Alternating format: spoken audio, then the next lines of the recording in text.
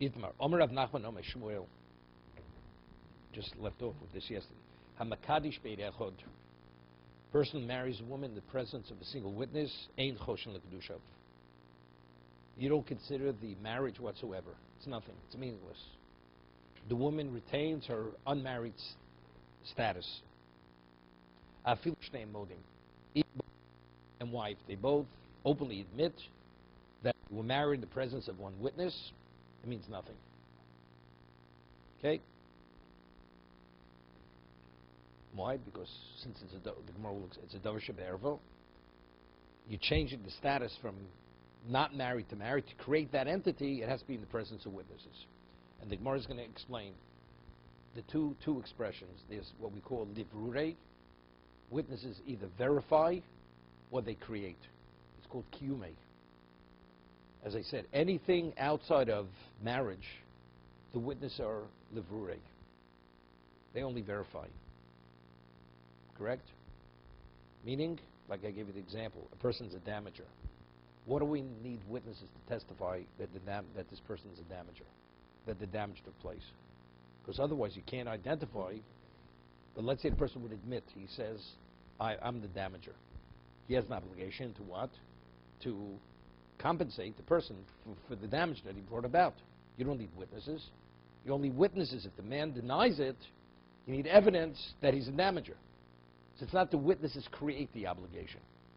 The obligation, the act itself creates the obligation, right? There's a discussion in Bava Kama. We hold, we're of the opinion, motive kanas potter. Right? If a person goes and he rapes a nara besula, a girl who's between 12 and 12 and a half, and she's a besula, she's a virgin, what does Torah say? You have to pay a certain amount of money to the father, and he has to marry the woman if she's agreeable. If she and the father have to be agreeable, that she wants to marry the man. And the Torah says, Lo si Elisha, he has to marry her, and he's never permitted to divorce her. Right? That's the halacha. He has to pay 50 silver coins to the father. What happens that before witnesses come to court to convict him, he goes to the court and he admits to the court, I raped this 12-year-old girl who was a nara. Based on his own admission, could the court convict him on knas? Convict him that he has to pay the penalty? Yes or no? Samar says, modo knas potter. That if the admission of knas penalty, the court cannot convict you. Why? Because the Torah says, it is in Parshas Mishpatim, it says, Asher Yashiun Elohim. The only way knas could come about, penalty, the court has to convict you. It has to come. Pratal Marshias Atzmo. But if you self-incriminate yourself, that cannot be the basis to what? To rule, to give the verdict of knas. Knas is only Asher Yashin Elohim, Pratal Marshias Atzmo. So the Gemara says, what happens if you first come and you make the admission, and then witnesses subsequently come? Modeh knas v'achkach bo edim. So now, we'd say, look, even if you wouldn't have incriminated yourself, the witnesses would have come, you would have had to pay, right? It's an argument in Gemara Bava Kama. If initially you had made the admission and subsequently witnesses come, does the court have the ability to convict him on the penalty or not? It's a discussion. We rule Modeh knas v'achkach bo edim is potter. Once you've admitted, you've self-incriminated in your court regarding that obligation, the court can never convict you on that. Okay?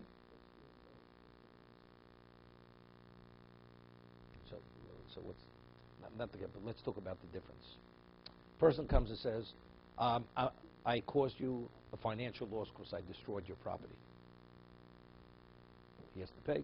That admission, although it's incriminating, it's also incriminating. But knas, what's the differentiation? You know, the halacha is that, let's say the court will never know that I'm the damager. Do I have an obligation to reimburse, to compensate the one I damaged? The answer is yes. Why? Because the moment you did the act of damage, you have that financial obligation. What creates the obligation of knas? Until the court rules you have to pay the penalty, there's no obligation of penalty. We say Groma b'nizoken potter. If a person causes damage, we call indirect cause. It says, potter b'dei odom chai b'dei shamayim. The court cannot convict you on indirect cause, but b'dei shamayim, there is a claim. Factually, the right thing to do is, you have an obligation to pay. Although the court cannot convict you where the damage comes back indirectly. What about knas? Knas, the court creates the obligation. There's a Rashi which we did many years in Makos and Nafei. Rashi compares knas to the death penalty. Until the court, you have witnesses, offer testimony the man's a murderer. The court never ruled, didn't yet give the verdict that he killed. And somebody goes and kills this person who's about to be convicted as a murderer. And he's forewarned not to kill the man. What's the halacha? He's a murderer.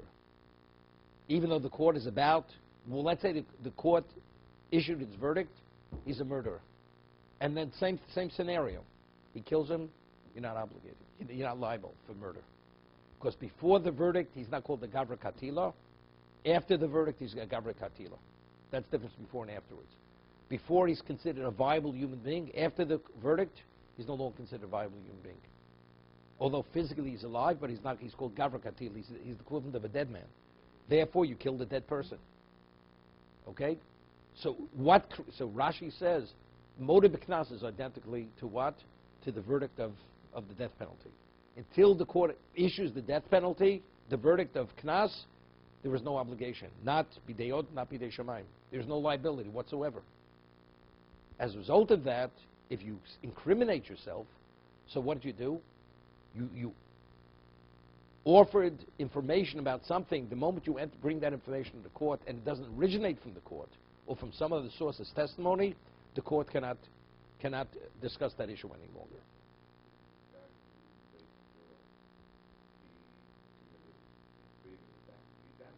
No, damages will pay. Damages will pay.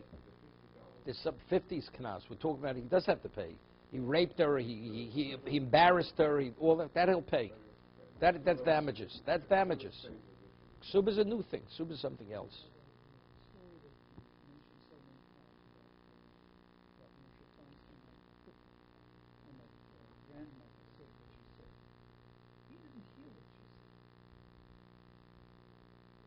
That's Eino Dameis Matzvah Rosham. That's Eino Dameis Matzvah. She's not, besides that, I mean, a woman's not believed. You have to have two witnesses. I mean, it has no validity whatsoever. What happens if a non-Jew would come to a Jewish court and says, I want to offer testimony that Reuven killed Shimon? Would the court even pay attention to what he says? I mean, they may hit a word. They don't pay attention. He doesn't qualify as a witness. It's nothing. His words mean nothing. Correct. No, not the act. The information is irrelevant.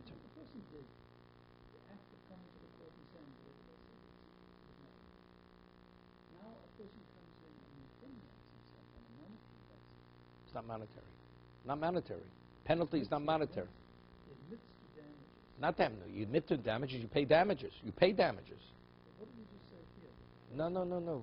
We're speaking about penalty. Penalty is not damages. Penalty is in addition to compensation. A person steals, says not only do you have to compensate for the principal, you have to pay double. The double is penalty.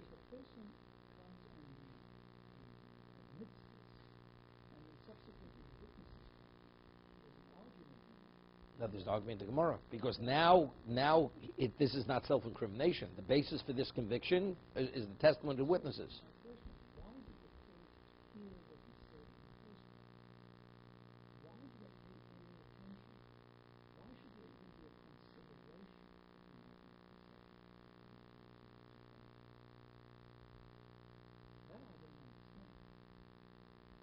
Factually, he did incriminate himself. It may have not had a consequence in terms of the court acting on his statement, but factually he incriminated himself. He did incriminate himself. You understand? Factually, he incriminated himself. Do we act on the value of the information? The answer is no. But factually, the court says once a person incriminates himself, and if a consequence of that incrimination is penalty, the court can never rule on that any longer. That's momo. That's money. That's restitution. Knas is not restitution. A knas is not restitution.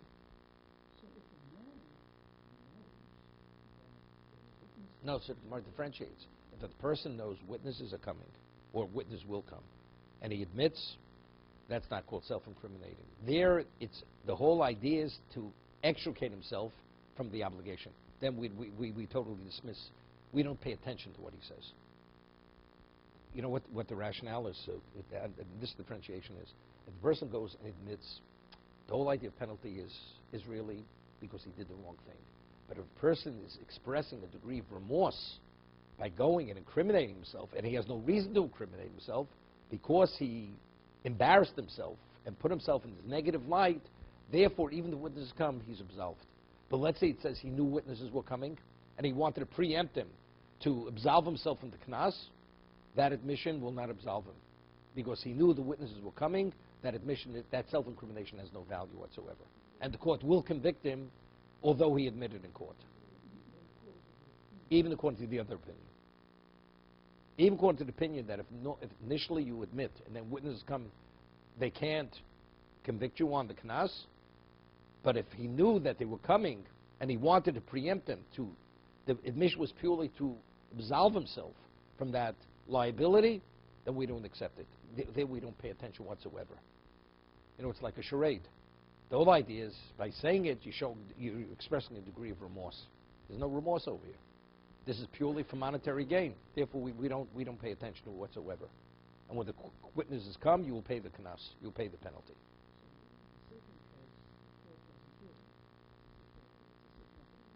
No, because they go literally on the words.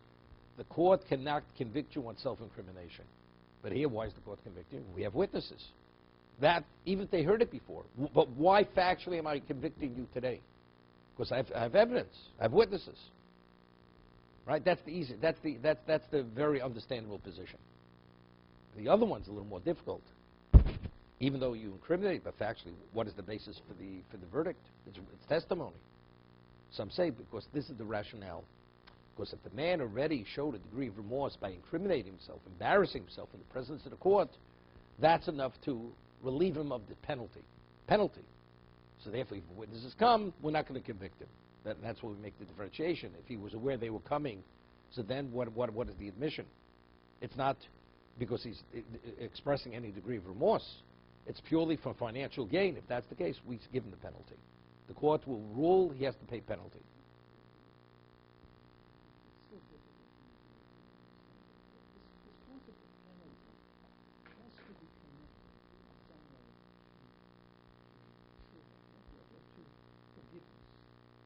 To be correct. So, if the Torah says that under these circumstances the person must pay a penalty, and the person does not pay the penalty, there is an unfulfilled. Let me ask you a question. Let's talk about penalty. The court rules you have to pay penalty. And the one you must pay the penalty says, I waive that obligation. You mean the person that doesn't have kapara? The person has an obligation to bring a korban. A chatos. The court says, you don't have to bring it. He has no authority. But if it's the expenditure by knas, so let's say the person you owe the money to says, I waive it. But he never had the expenditure. You mean he doesn't have kapara? He has kapara. He has kapara. Because he was willing to pay. He had the obligation to pay. He didn't. Yeah, it was a gift. That's her. Exactly.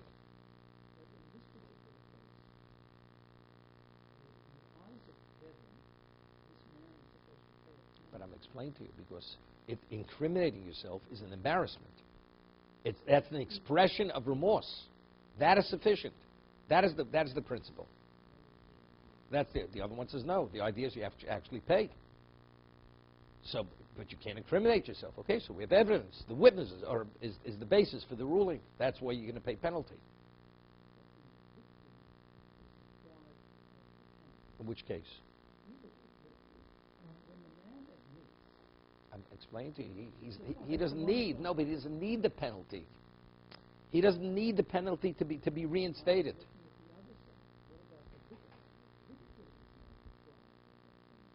Doesn't make a difference.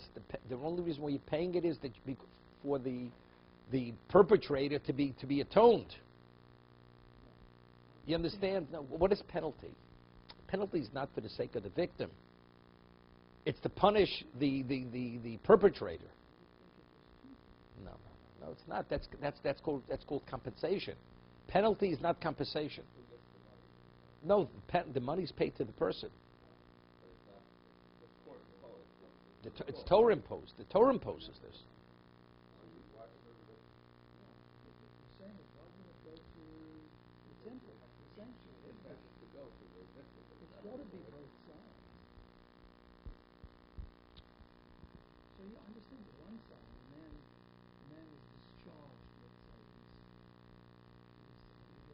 I'll give you an example. You have two types of animals. You have a goring animal, and you have a non-goring animal. Okay? What's the halacha if a non-goring animal is called a tam? It gores another animal. You pay chatzi nezik. Only 50% of damages. Chatzi nezik is a knasus at moment, right? There's an argument. Is it restitution or is it penalty? We rule la halacha, chatzi nezik is knas. Why? What's the principle? What's the principle knas? Knas means because in reality, why does a person have to pay damages when his animal damages? Because you acted irresponsibly. You should have been more responsible for your animal. But if an animal itself, its demeanor is docile, I did act responsibly. If it's a gore, you have to rein in on it, take all kinds of precautions that you shouldn't damage. This animal, I had no reason to take those precautions. Torah says, nevertheless, we want you to be more vigilant. So in terms of restitution, it's not restitution. It's not really compensating, because really you're not a damager, because you acted sufficiently responsible. But to be more responsible, therefore we call it penalty. It's not called restitution. Therefore it's 50. When we penalize you, 50% of the damage, not 100% of the damage. Now who do you pay that to? You pay it to the damagee, right? So the question is, here we want to teach you a lesson to be more vigilant. Although you met the basic standard of responsibility and vigilance, we want you to be more vigilant. That these things should not happen. So that I can't obligate you as restitution, but penalty I can. Because if you get that slap on the wrist, next time you'll even be more careful. But since factually he's the damagee, so therefore rightfully he should be the recipient of it, although it's not restitution. Because she is the object of the disgrace that she was raped, she should be the one who paid. Because you stole, although you're compensating him by paying principal, you pay double. Right? It's to penalize you because you were a thief. You stole. But it's the right thing, since you caused this man the anguish by taking something who shouldn't, he'll be the recipient of that. That's the reason why it doesn't go to Hegdish.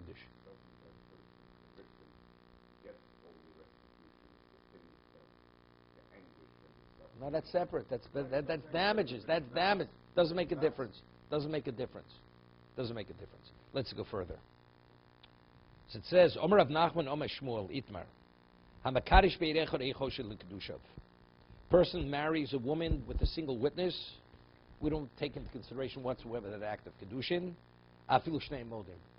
It's not a witness says, I was there. I witnessed. He put a ring on her finger. It's for kedushin. That we don't even consider the testimony of the single witness. But even if they both admit what he's saying is true, so the marriage, how many witnesses were present at the marriage of a single witness? Ein choshen l'kedushin. It's nothing. Eisei Rav Nachman. Okay, so Rav asked a question to Rav Nachman. Omali isha kidash tich. A man says to him, I married you. V'yo mereslo kidash toni. Our Mishnah. She says, you never married me. Who also bekrovoseo, v'muteres bekrovov. She's not permitted. He's not permitted in her relatives, because if he says you're my wife, that means your mother, your sister. All these relatives are what? They're forbidden to him. V'muteres bekrovov, but she's permitted in his relatives. Yeah, good. By saying you're my wife, so we deal with your statement. So Mara says like this. if actually, when he says Kiddashtich, he's able to bring witnesses. He's able to produce witnesses. Amai muteres b'krovov. Right? Why is she permitted? It says she's permitted to marry into his relatives. If the witnesses, she's married. Ileke edim. Exactly. She's a married woman. V'deleke edim. And let's say there were no witnesses. He just says, I married you. Idleke edim. Amai also b'krovoseo. Meaning, let's say he says, I married you, and there were no witnesses at the time of the marriage. He says, I put a ring on your finger in marriage. So, she says, you never put a ring on. You never put a ring on my finger. Never. So maybe that's the case where he's not permitted, but what does it say? So if there were no witnesses whatsoever, it's understood it's nothing.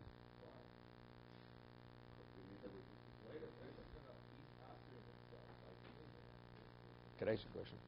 Let's say factual. The man says, I married a woman without witnesses. Is that a marriage? Even according to your admission. It's not a marriage. No. No. It's not a marriage. It's a person who says, I married my dog. Does marriage have relevance to a dog? It has no relevance to the dog. Right? Marriage without witnesses is not a marriage. I married her with just the two of us. We were on desert island, just the two of us, and I married her. We had a full wedding ceremony. It's nothing. It's meaningless. So evidently, why is he not permitted to? Right? The statement itself means it's not called marriage. Elav, why? Because you can't prove it. Really, a single witness is sufficient. Except a single witness is not sufficient to be believed. So it's only because he's saying that there was a single witness there. Right? But you don't have this single witness. He's not here. I'll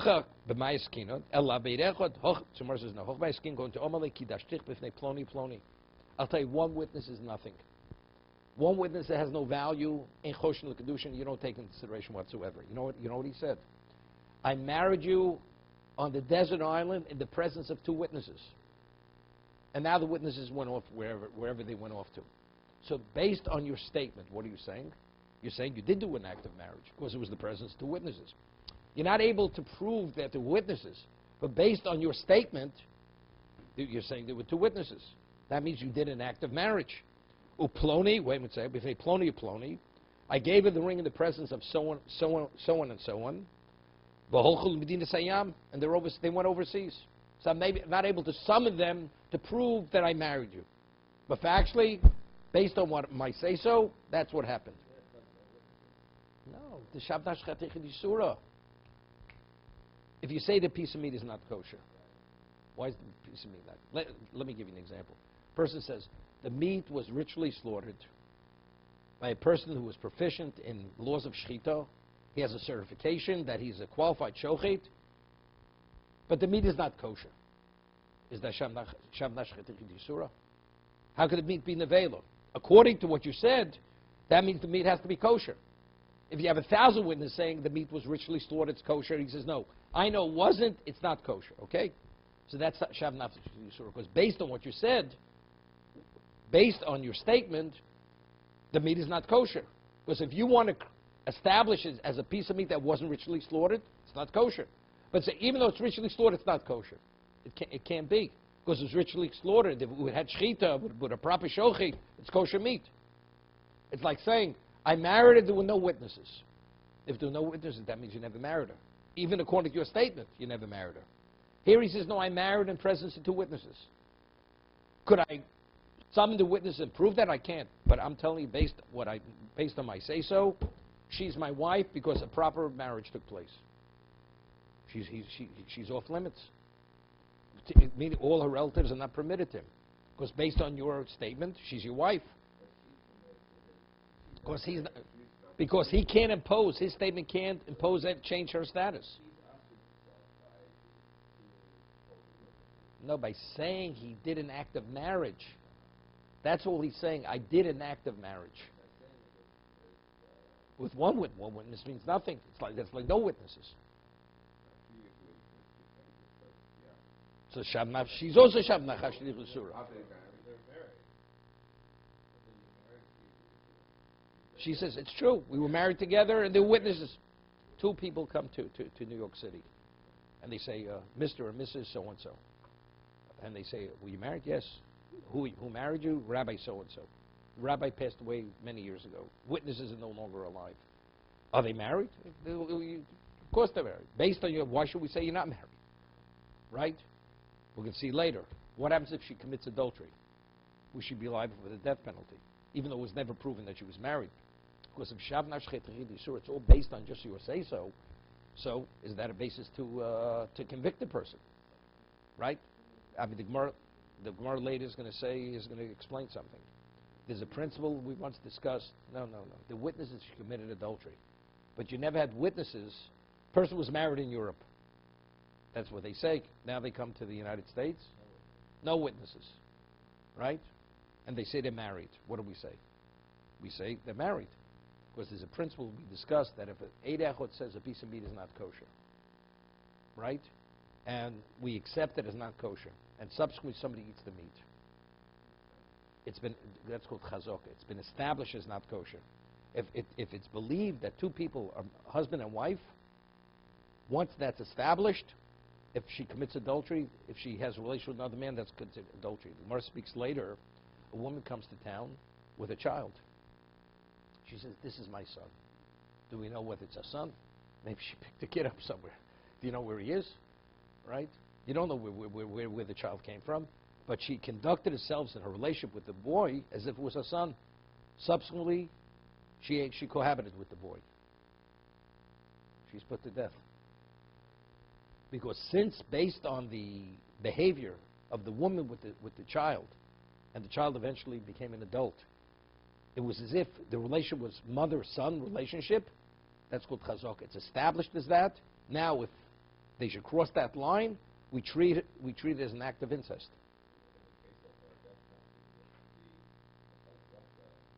It establishes the fact.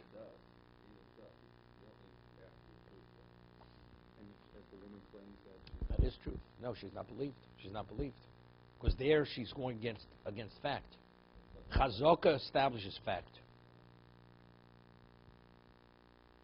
Okay? They went. It's an expression. You know, in the Torah you could say an extra word. There's a Gemara. There's a Brisa speak. Yeah. Initially, if she came to town, she's not believed. She's not believed. She's not believed.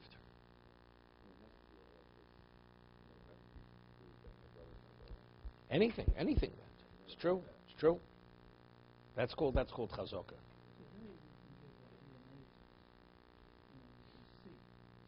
It was just a case. You heard the case recently. Unbelievable case. This woman, she gave birth to twins, and they did DNA on the two children, and the DNA wasn't the same. The woman, she had some kind of affair with two men. She's a single woman. And two eggs were fertilized by two men's sperm within the same week.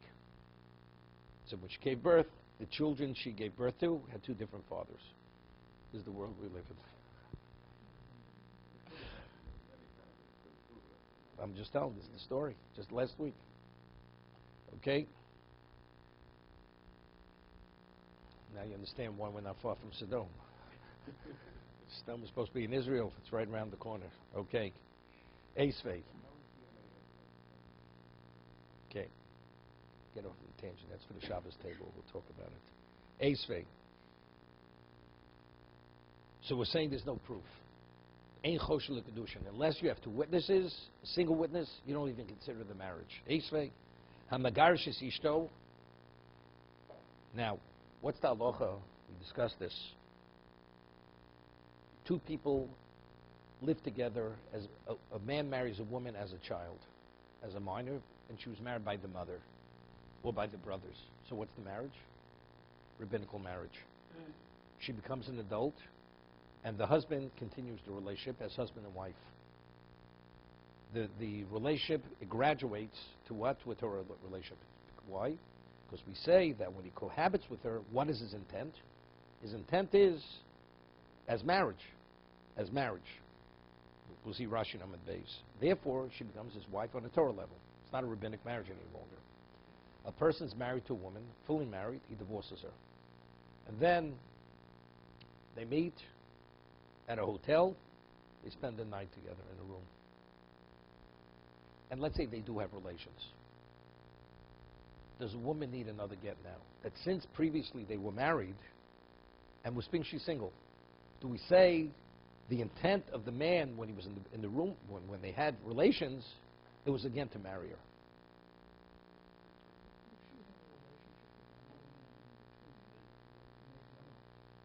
But let's make it simple. She did not. She did not. Right? Let's say she did not. She wasn't married to anybody else in between a relationship, and she spends the night. First of all, behind closed, do you say she definitely had relations? So the Gemara is going to say, since they were fully married and there was a certain familiarity between the two of them, the probability is they did have relations.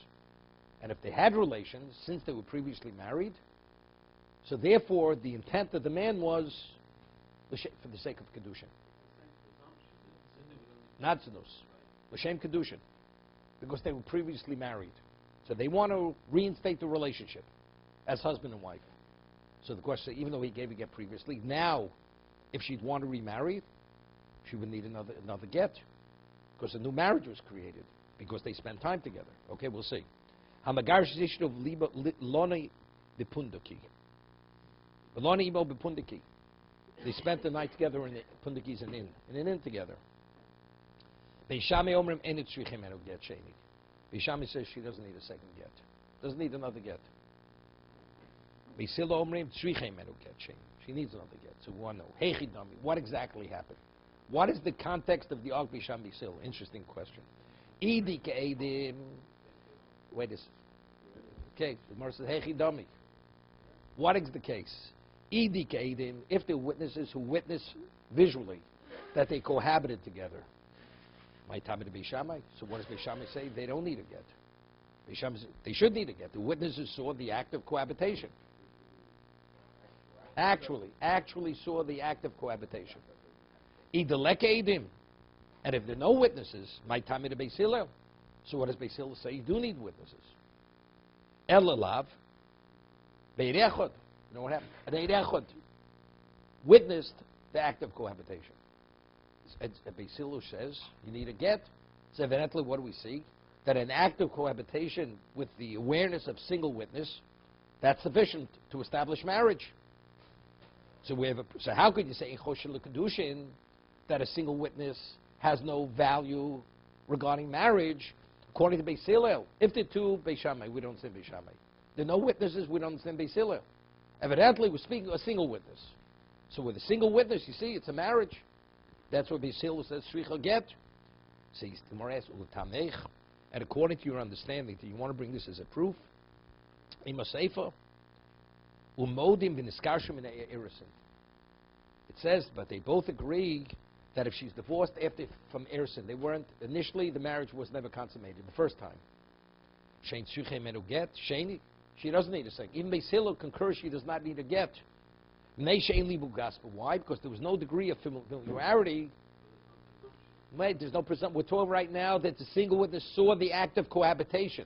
That's the Gemara's question.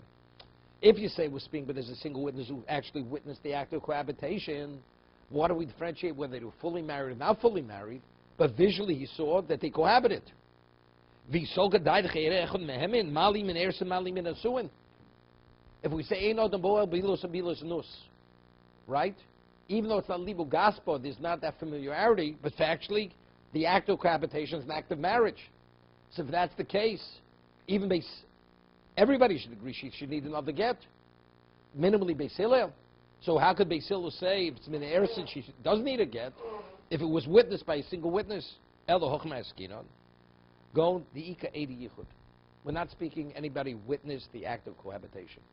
All you have witnesses witnessing a sequestering, that they went in together into seclusion. The actual act of cohabitation was not witnessed by witness. What? Volek edibiyah. There are no witnesses who actually witnessed the act of cohabitation. They shame sabri.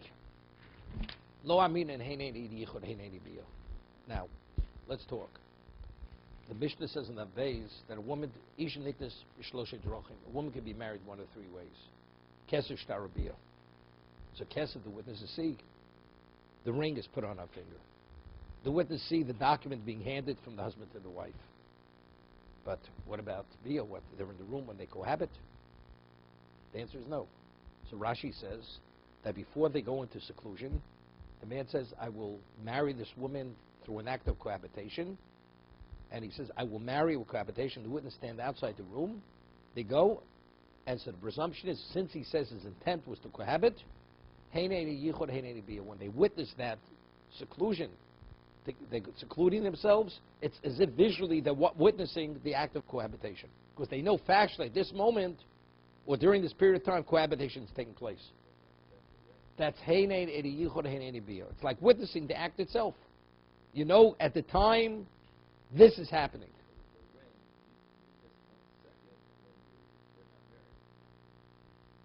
We'll differentiate in a second. You know, when they say a miss is as good as a mile, when you don't understand the difference, it's like you missed the boat. They're not comparable. Let me explain it to you. Okay? A person says, the witnesses see a ring in a man's hand. He says the full statement. And all of a sudden, there's a distraction. The witnesses turn their head, and they see the ring a second later on the woman's finger. Right? Factually, it couldn't have been put on the woman's finger unless he put it. Right?